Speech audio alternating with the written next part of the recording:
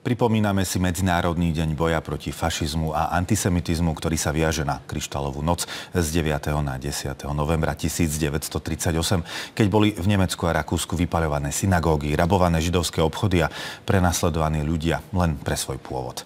O význame tohto dňa, o pamäti na obete a aj o sile umenia v boji proti nenávisti sa porozprávame s klavíristom a skladateľom Miroslavom Rácom. Vítajte, dobrý deň. Dobrý deň, ďakujem za pozvanie. Prečo by sme podľa vás nemali zabúdať na takéto tragické udalosti našich dejín?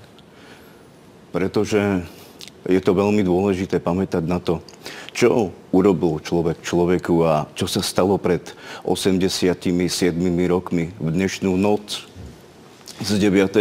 na 10. novembra bolo vypálených a zdemolovaných 267 synagóg. Zabitých takmer 100 Židov a ďalších 30 000 Židov bolo zatknutých a prevezených do koncentračných táborov. Prečo je vlastne vám táto téma blízka aj ako umelcovi? V prvom rade moja rodina bola v koncentračných táboroch. Moja stará mama bola Židovka a naša rodina pozná toto utrpenie a aj všetky následky prenasledovania židovského a aj rómskeho národa. A ďalej by som chcel poznamenať, moja hudba vychádza aj z mojich emócií v rámci toho, čo sa stalo počas druhej svetovej vojny v koncentračných táboroch a mimo koncentračných táborov. Hovorí sa, že extrémizmus sa začína nenápadne slovami, vylúčovaním, obviňovaním.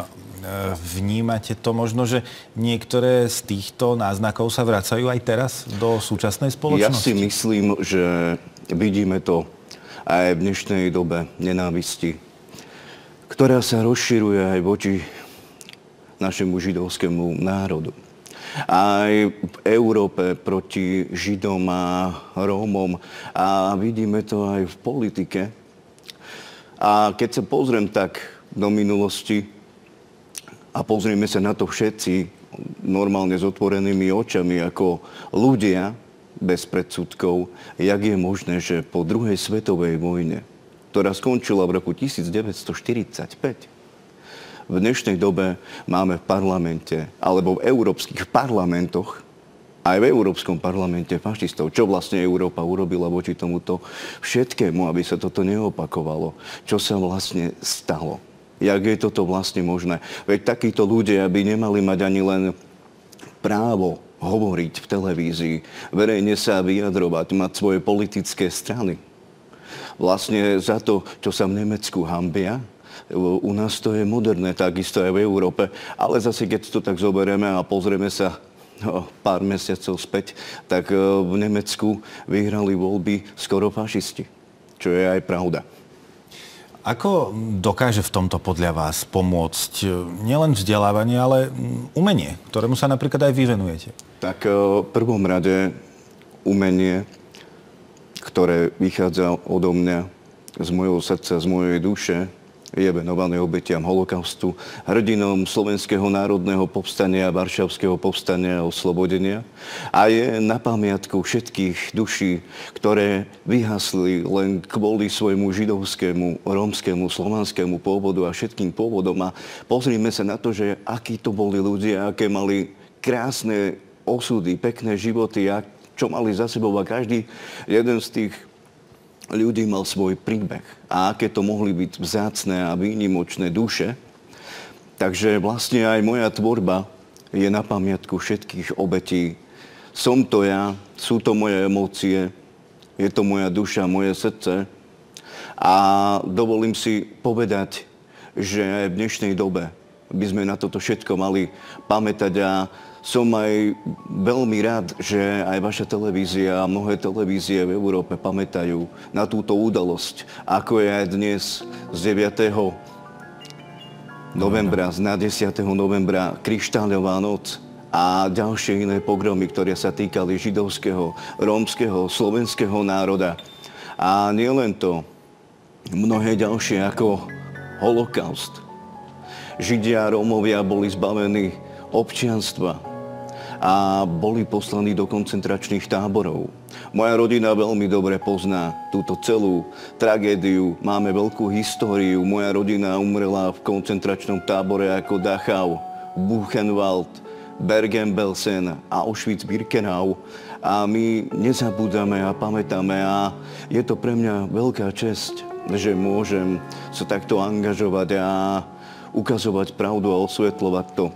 Takisto aj čo sa týka vzdelávania na školách pre študentov. Študenti to musia vedieť a musia chodiť. Ja by som to povedal, že nie, že musia, ale človek nikdy nemusí, ale mal by chcieť. Chcem. Áno, chcem.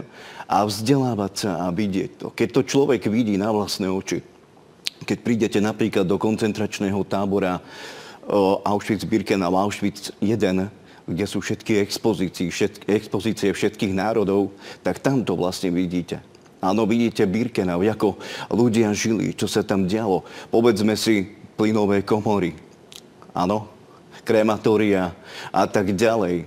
V Poľsku bol prvýkrát použitý plyn v roku 1941 a kryštálová noc bola predzvesťou holokaustu a systematického vyhľadzovania Židov a Rómov, Slovanov a všetkých národov. A nie len to, ale aj veľkých systematických pokusov pána doktora Mengelova a mnohých ďalších, ktorí vlastne skúmali, či Židia a Rómovia a Slovania majú rodené črty. Robili nezmyselné pokusy, zabíjali ženy počas pôrodov, vyberali deti, ktoré sa ešte ani len nenarodili a okamžite prišli na istú smrť a ženy počas tohto celého ich pokusu tam umierali a ich manželia sa museli na to pozerať. Je to samozrejme strašné, čo sa odohrávalo v týchto koncentračných táboroch. Vy ako umelec stretávate sa možno aj s tým, že akoby hudba dokáže vyvolať nejakú silnejšiu emóciu alebo možno empatie? Áno, áno. Čo je pre mňa veľmi aj takou veľkou cnosťou a čo si aj veľmi vážim, že ľudia, ktorí prežili holokaust aj priamo Auschwitz, napríklad aj Dachau, aj Buchenwald, aj chorvátsky Jasenovac mi povedali, že sa im premietol pred očami celý ich život a to všetko, čo sa im dialo, že úplne som to všetko vystihol. Pripravujete nejaké projekty? Máte už niečo v hlave, v mysli? Čomu by ste sa chceli venovať? Samozrejme. Už v januári vychádza môj veľký projekt z bývalého koncentračného tábora v Nemecku Buchenwald.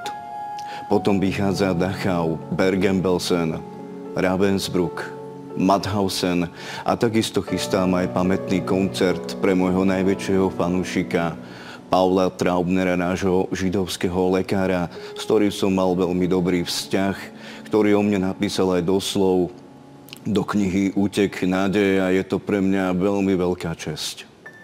Hovorí Miroslav Rác. Ďakujem za rozhovor. Všetko dobré. Ďakujem.